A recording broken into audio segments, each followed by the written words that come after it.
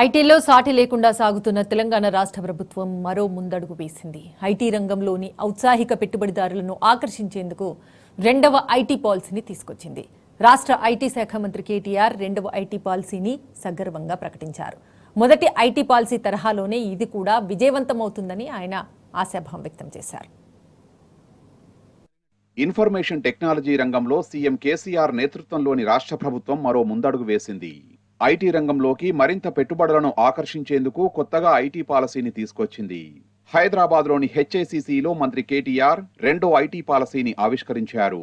కార్యక్రమంలో NASSCOM chairman Rekha Menon, US consulate general in Hyderabad Joel Reifman, పలు IT కంపెనీల ప్రతినిధులు పాల్గొన్నారు.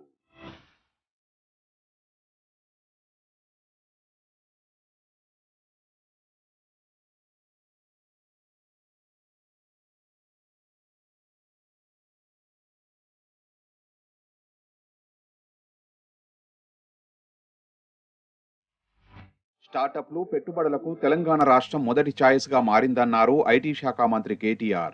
ఏ టెక్నాలజీ అయినా సామాన్య ప్రజల అవసరాలను తీర్చేలా ఉండాలని సీఎం కేసీఆర్ చెప్తుంటారని వెల్లడించారు. టెక్నాలజీ ఆధారిత పాలనకు తెలంగాణ ఆదర్శంగా నిలుస్తున్నదని చెప్పారు. ప్రపంచంలో అత్యున్నత 5 కంపెనీలు హైదరాబాద్లో తమ ఆఫీసులను ఏర్పాటు చేశాయన్నారు. అనేక అంతర్జాతీయ కంపెనీలు ఇక్కడ కార్యకలాపాలు నిర్వహిస్తున్నాయని తెలిపారు. If you look at the top 5 most valued technology companies in the world, all 5 of them without an exception have their second largest base outside of their headquarters in our own city of Hyderabad today. And this marquee list includes Apple, Facebook, Microsoft, Amazon and Google. Let me also quickly point out, excepting Microsoft, which has set its office here in Hyderabad, which has set up its office in Hyderabad back in 2001-2, all other 4 have come to Telangana in the last 5 to 6 years. Not only these top 5 most valued tech companies, we also have a marquee list of names: Micron, Uber, and we have very interesting companies in BFSI. Just as of a couple of days back, even JP Morgan Chase has set up its largest APAC office in Hyderabad. Goldman Sachs has opened a very large facility in Hyderabad, and that list goes on. In fact, Mass Mutual, State Street, PepsiCo, Intel, the list goes on. More importantly, what I'm very upbeat about is also the electronic sector, manufacturing. Honorable Prime Minister talks about making in India. Honorable Chief Minister of Telangana is very keen to get that manufacturing piece to our state.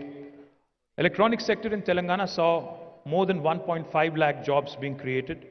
And now we are responsible for production of nearly 7% of electronics output in the country, and that is constantly growing. We've also recently announced the electric vehicle policy, and we've been seeing significant traction even in this space.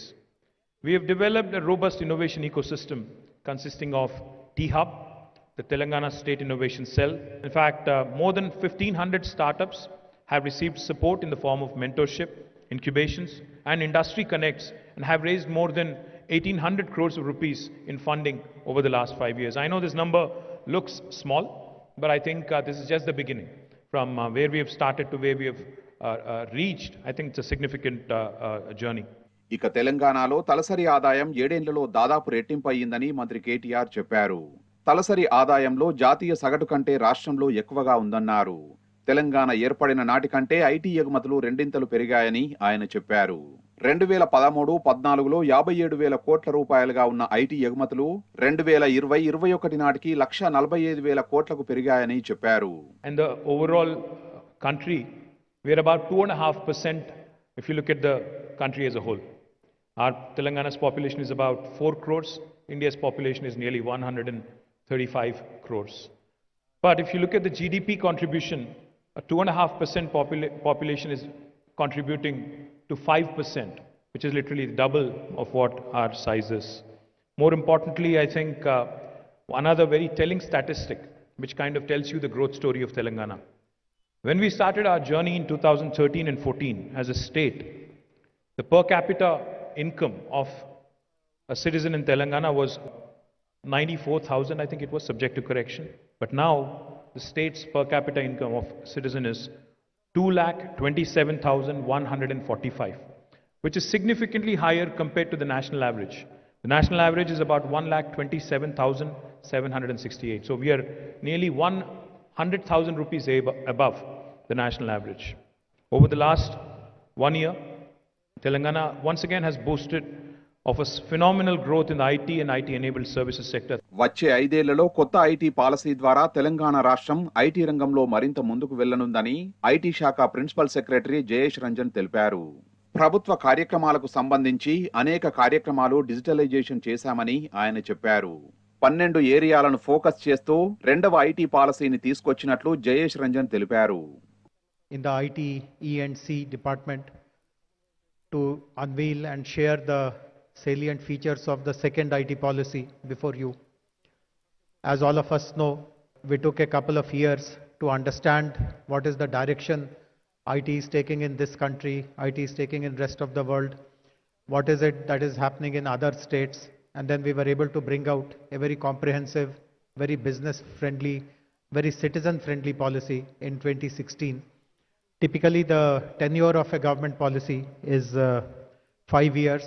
So this year, 2021, completed the tenure of the first IT policy, and we are privileged to bring the second IT policy. Key aspect of this policy, the second policy, is that we want citizens to be at the center stage.